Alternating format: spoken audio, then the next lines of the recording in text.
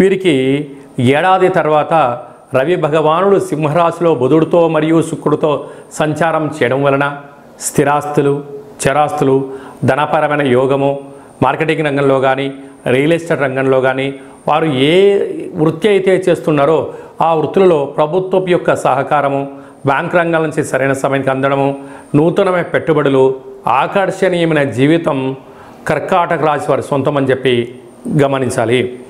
అలాగనే తృతీయంలో కేతు సంచార స్థితి ఉండడం వలన తల్లిదండ్రులతో, గురువులతో, అన్నదమ్ములతో, అక్కాచెల్లతో స్నేహపూర్వకమైన వాతావరణంగా ఉండగలిగితే అంతా శుభమే కలుగుతుందని చెప్పి గమనించాలి.